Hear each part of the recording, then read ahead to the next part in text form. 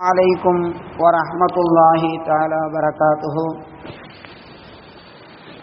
الحمد لله رب العالمين،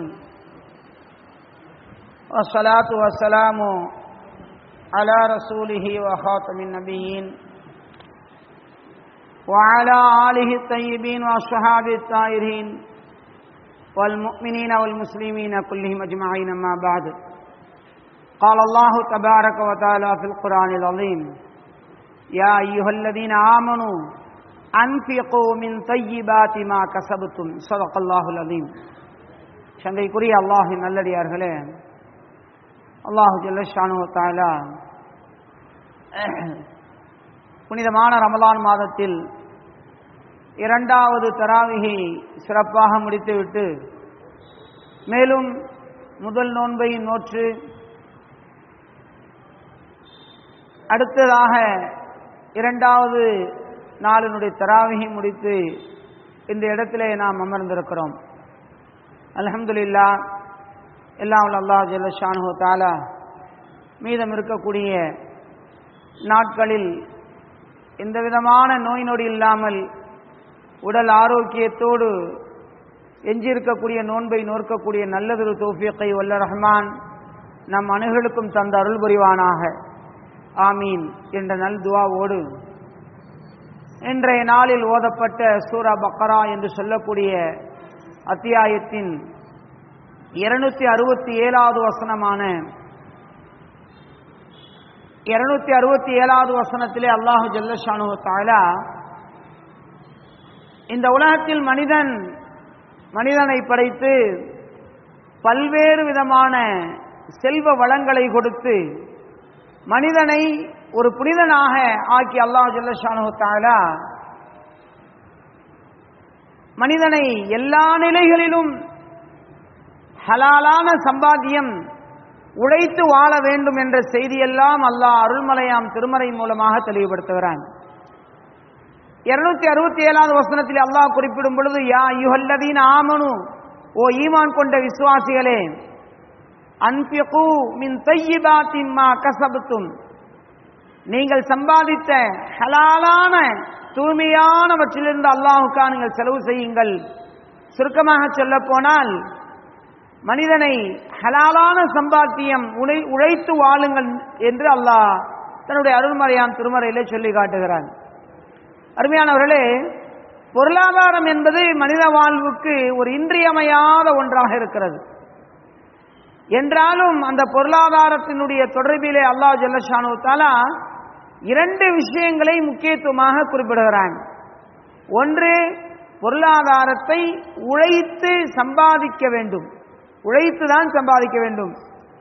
இரண்டாவது, அதனை ஹலாலான வழியில் செலவு செய்ய வேண்டும். உழைப்பில்லாமல் ஒரு சம்பாத்தியம் வருகிறது என்று சொன்னால் அது நமக்கு நீடிக்காது. அல்லாஹ் நீடிப்பதற்கு விடுவதும் இல்லை. உழைப்பு என்பது அவசியம். நபிமார்கள் உழைத்தார்கள். ஒரு ஹதீஸ்ல பெருமானார் ஸல்லல்லாஹு அலைஹி வஸல்லம் சொன்னார்கள், இந்த உலகத்திலே அனுப்பப்பட்ட எல்லா நபிமார்களுமே ஆடு மேய்த்திருக்கிறார்கள் என்று சொன்னார்கள். ஒரு சஹாபி கேட்டார், யா ரசூலல்லாஹ், நீங்களும் ஆடு மேய்ச்சிருக்கீங்களா அப்படின்னு கேட்டார். ஸல்லல்லாஹு அலைஹி சொன்னாங்க, நானும் மேய்ச்சிருக்கேன். எப்படி தெரியுமா மேய்ச்சிருக்கேன்? மக்காவாசிகளுடைய செல்வந்தர்களுடைய வீடுகளிலே இருக்கக்கூடிய ஆட்டை நான் மேய்த்து கொண்டு வருவேன். எனக்கு சில கீராத்துகள் என்ன செய்வார்கள்? கூலியாக கொடுப்பார்கள். சில கீராத் என்று சொன்னால் வெள்ளி காசுக்கு சமமான எடையுள்ள ஒரு நாணயம், ஒரு சொற்பமான ஒரு தொகை. ஆக எல்லா நபிமார்களுமே என்ன செய்திருக்கிறார்கள் என்று சொன்னால் ஆடு மேய்த்திருக்கிறார்கள். ரசூலுல்லாஹி ஸல்லல்லாஹு அலைஹி சொல்லுவாங்க, தாவூத் அலைஹிஸ்ஸலாம் அவருடைய வரலாற்றை குறிப்பிடுவார்கள். தாவூத் அலைஹிஸ்ஸலாம் அவர்களுக்கு அல்லாஹ் எல்லா செல்வ வளங்களையும் கொடுத்தான். தாவூத் அலைஹிஸ்ஸலாம் அவர்கள் ஆடு மேய்த்திருக்கிறார்கள். தாவூத் அலைஹிஸ்ஸலாம் அவர்கள் தங்களுடைய கையாலேயே உழைத்து சாப்பிட வேண்டும் என்ற கொள்கையில் இருந்த நபிமார்களில் சையதுனா தாவூத் அலைஹிஸ்ஸலாம் அவர்கள். பெருமானார் ஸல்லல்லாஹு அலைஹி வஸல்லம் அவர்கள் தாவூத் அலைஹிஸ்ஸலாம் அவர்களை இந்த அளவுக்கு வலியுறுத்தி கூறுவதற்கு காரணம் என்னவென்று சொன்னால், தாவூத் அலைஹிஸ்ஸலாம் அவர்கள் ஒரு அரசர், மன்னர். என்னைக்காவது மன்னர் உழைச்சி பார்த்துருக்கீங்களா? அடுத்தவன்ட்ட வேலை வாங்கித்தான் மன்னர்கள். அரசர்கள் எல்லாம் அடுத்தவன்ட்ட வேலை வாங்கித்தான், தாங்களே அந்த வேலையை செய்ய மாட்டாங்க. அரசருக்கு பெருக்கிறதுல இருந்து கூட்டுறது வரைக்கும், விசிறதுல இருந்து படுக்கை விரிக்கிற வரைக்கும் எல்லாமே வேலையாட்கள் பணியாட்கள் தான் செய்வாங்க. ஆனால் மன்னராக இருந்த தாவூத் அலைஹிஸ்ஸலாம் அவர்கள் தங்களுடைய கரத்தாலேயே என்ன செய்வார்கள், இரும்பை ரொம்ப லேசான முறையில் வளைத்து இரும்பாலேயே என்ன செய்வாங்க, எல்லா போர்க்களவாடங்கள்லாம் செய்வாங்க. அவங்களுக்கு தான் தொழில். போருக்காக தயார் செய்யக்கூடிய அந்த தளவாடங்கள் இருக்கு பத்தியா, போருக்கான வாலு கேடயம், இந்த அதாவது சுருக்கமாக சொல்ல போனா இரும்பு அடிக்கிற வேலை தான். இன்னைக்கு இரும்பு அடிக்கிறான் சமட்டியால், அந்த வேலை தான் தாவூத் அலைஹிஸ்ஸலாம் அவங்களுக்கு மன்னர் அரசர். ஆனால் உழைத்து வாழ வேண்டும். ஹஜ்ரத் அப்துர் ரஹ்மான் இப்னு அவுஃப் ரலியல்லாஹு தஆலா அன்ஹு அவருடைய வரலாற்றை நம்ம பார்க்கிறோம். இன்னைக்கு மிகப்பெரிய தொழிலதிபர்களில், கோடீஸ்வரர்களில் மிகப்பெரிய தொழிலதிபர் ஹஜ்ரத் அப்துர் ரஹ்மான் இப்னு அவுஃப் ரலியல்லாஹு தஆலா அன்ஹு. அவங்களுடைய ஆரம்ப காலகட்டத்தில் எப்படி தெரியுமா இருந்துச்சு, மதீனாவுக்கு ஹிஜ்ரத் செஞ்சு போறாங்க. மக்காவிலிருந்து மதீனாவுக்கு ஹிஜ்ரத் செஞ்சு போறாங்க. ரசூலுல்லாஹி ஸல்லல்லாஹு அலைஹி வஸல்லம் ஹிஜ்ரத் செஞ்சு போகும் பொழுது முஹாஜிர்களே அன்சாரிகளுக்கு நண்பர்களாக, சகோதரர்களாக பெருமானார் ஸல்லல்லாஹு அலைஹி வஸல்லம் மாத்தி விடுறாங்க. எந்த அளவுக்குன்னு சொன்னா, ஹஜ்ரத் அப்துர் ரஹ்மான் இப்னு அவுஃப் ரலியல்லாஹு தஆலா அன்ஹு அவர்களுக்கு ஒரு நபித்தோழரை அழைச்சு சொன்னாங்க, அப்துர் ரஹ்மானை உன்னுடைய சகோதரனா நீ ஏத்துக்கன்னாங்க ஸல்லல்லாஹு அலைஹி வஸல்லம். அந்த சஹாபியை ஏத்துக்கிட்டு சொன்னாரு, என் அருமை தோழரே ஸல்லல்லாஹு அலைஹி வஸல்லம் என்னுடைய சகோதரனா உங்களை என்ன செஞ்சிருக்காங்க, அனுப்பியிருக்காங்க. என்கிட்ட 2 மனைவி இருக்காங்க, 2 மனைவி. சொல்லுங்க, ஒருத்தவங்களை நான் தலாக் சொல்லிடுறேன், நீங்க நிக்கா செஞ்சீங்க.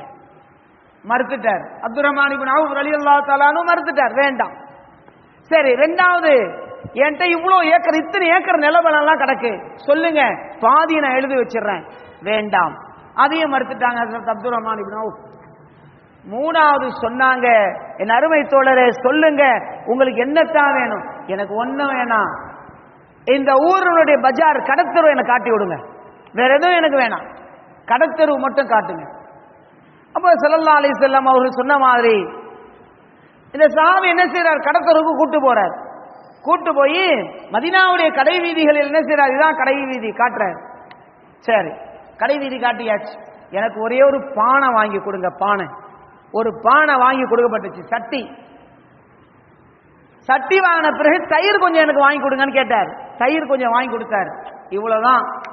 அல்லாஹ்வுடைய உதவி, உழைக்கணும்ன்ற எண்ணம், உழைச்சித்தான் வாழணும்னு சொல்ல அந்த உறுதியான நம்பிக்கை சஹாபாக்கள்கிட்ட. அதனுடைய விளைவு என்ன தெரியுமா, முதல் நாள் தயிர் வித்தாரு. 1 2 ஆச்சு, 2 3 ஆச்சு, 3 4 ஆச்சு, இப்படி பானையா அடிக்கினாரு. தயிர் தொழில் செஞ்சாரு. முதல்ல அவர் ஆரம்ப தொழிலே வெண்ணெய் தயிர் மோர் தான் தொழில். அதனுடைய பரக்கத்து மிகப்பெரிய அளவுல. ஒரு கட்டத்தில் ஆயிஷா அம்மையார் ரலியல்லாஹு தஆலா அன்ஹா சொல்லுவாங்க, யா ரசூலல்லாஹ், ஒட்டகத்தினுடைய காலடி சத்தம் கேட்கிறது, அப்துர் ரஹ்மானுடைய வியாபார கூட்டம் வந்து கொண்டிருக்கிறது என்று நான் எண்ணுகிறேன் என்று சொல்லுவார்கள். எந்த அளவுக்கு வியாபாரத்தில் அவர்களுடைய வியாபாரம் எந்த அளவுக்கு உயர்ந்த காணப்பட்டுச்சுன்னு சொன்னா, அவருடைய வியாபாரத்தினுடைய அந்த வியாபாரத்தை சுமந்து வரக்கூடிய ஒட்டகங்களும் கோவேரி கழுதைகளில் உள்ள சரக்குகள், முதல் வண்டி மதீனாவுல புறப்பட்டுச்சுன்னு சொன்னா அதனுடைய தொடர்ச்சி மக்கா வரைக்கும் இருக்குமா. அல்லாஹ் அந்த அளவுக்கு என்ன செஞ்சான், வியாபாரத்துல பரக்கத் செஞ்சான். ஏன், உழைச்சி வாழணும், உழைத்து சாப்பிட வேண்டும் என்ற எண்ணம் சஹாபாக்கள். அருமையானவர்களே, அப்போ ஹலாலான முறையில் சம்பாதிக்கணும், ஹலாலான முறையில் செலவு செய்யணும். அவ்வளவு சம்பாத்தியத்தையும் போருக்காக, அல்லாஹ்வுக்காக, அல்லாஹ்வுடைய பாதையில் செலவு செஞ்சாங்க. இந்த உலகத்திலேயே அதிக ஆண்டுகள் வாழ்ந்த சஹாபி ஹஜ்ரத் அப்துர் ரஹ்மான் இப்னு அவுஃப். அவ்வளவு அல்லாஹ்வுக்காக, அல்லாஹ்வுடைய பாதையில் ஹலாலா சம்பாதிச்சாங்க, ஹலாலா என்ன செலவு செஞ்சாங்க. ஏன்னா தர்மம் செய்வதில் கூட என்ன இருக்கணும், ஹலால் இருக்கணும். எங்கேயோ ஒரு அமௌண்ட் வந்துச்சு, எப்படியோ வந்துச்சு, நான் என்ன செய்யறேன். இன்னைக்கெல்லாம் பாருங்களேன், நிறைய பேருடைய எண்ணம் எப்படி தெரியுமா, பேங்க்ல போட்டு வச்சிருப்பாங்க, இன்ட்ரெஸ்ட் வரும் பார்த்தீங்களா, அந்த இன்ட்ரெஸ்ட் எடுத்து தான் என்ன செய்வாங்க, சதகா செய்வாங்க, தான தர்மங்கள்லாம் கொடுப்பாங்க. இது என்ன ஹலால் ஆகிடுமா? இது எந்த காலத்தையும் ஹலால் ஆகாது. அது ஹராம் தான். இன்னைக்கு மக்கள் செய்யதான் செய்யறாங்க. நல்ல பணத்தெல்லாம் எடுத்து தரதில்லை. பேங்க்ல வரக்கூடிய இன்ட்ரெஸ்டான அமௌண்ட், ஒரு சில அமௌண்ட்டுகள் இருக்கும், ஒரு குறிப்பிட்ட அமௌண்ட் இருக்கும், அதை எடுத்து என்ன செய்வாங்க, அதை மட்டும் வாங்கிட்டு வந்து என்ன செய்வாங்க, அழகா சதக்கா செய்வாங்க. அதாவது தமிழ்ல ஒரு பழமொழி சொல்லுவாங்க, ஊரா முட்டு கோழி அடிச்சு உம்மா பேர்ல பாத்தியா ஓதுறதுண்டு. அந்த மாதிரி உழைச்சி நம்மளுடைய உழைப்பிலிருந்து எடுத்து தான தர்மம் செய்யறதோ ஹலாலான முறையில் கொடுக்கறது தான் என்ன இருக்கு, வெற்றி இருக்கு. ரசூலுல்லாஹி ஸல்லல்லாஹு அலைஹி வஸல்லம் சொல்லுவாங்க, ஒரு ஹதீஸ்ல பெருமானார் ஸல்லல்லாஹு அலைஹி வஸல்லம் சொல்றாங்க, யார் ஹராமான வழியில் சம்பாதித்து அதை ஹராமான வழியில் செலவு செய்தால் அப்படிப்பட்டவர்கள் நாளை மறுமையிலே அவர்களை நரகத்தில் தூக்கி எறியப்படுவார்கள் என்று பெருமானார் ஸல்லல்லாஹு அலைஹி வஸல்லம் சொன்னார்கள். அருமையான அல்லாஹ்வின் நல்லடியார்களே, எனவே இந்த ஹதீஸினுடைய அடிப்படையிலே உழைப்பு அவசியம், ஹலாலான வழியில் சம்பாதிப்பது, அதை ஹலாலான வழியிலே செலவு செய்வது ஒவ்வொரு மூமினுடைய கட்டாய கடமை என்பதைத்தான் மேலே ஓதி காட்டிய வசனம் தெளிவாக சொல்லுகிறது. ஈமான் கொண்ட விசுவாசிகளே, நீங்கள் அல்லாஹ்வுடைய பாதையில் செலவு செய்யுங்கள், ஹலாலான முறையில் சம்பாதித்து ஹலாலான முறையில் செலவு செய்யுங்கள், அதுதான் உங்களுக்கு நிலைத்திருக்கும் என்று அல்லாஹ் குர்ஆனிலே தெளிவாக சொல்லி காட்டுகிறான். எனவே உழைத்து வாழ்வது ஒவ்வொரு மூமினுடைய கடமை என்பதை இந்த நல்ல நேரத்தில் நாம் உணர்வோம். அந்த உழைப்பு கூட ஹலாலாக இருக்க வேண்டும் என்பதையும் நாம் உணர்வோம். எல்லாம் அல்லாஹ் ஜல்ல ஷானஹு தஆலா எதை கேட்கின்றோமோ, எதை சொல்லுகிறோமோ அதன் பிரகாரம் நடக்கக்கூடிய நல்ல தௌஃபீகை வல்ல ரஹ்மான் நம் அனைவருக்கும் தந்தருள்வானாக. وآخر دعوانا أن الحمد لله رب العالمين. آمين. بسم الله الرحمن الرحيم. اللهم صل وسلم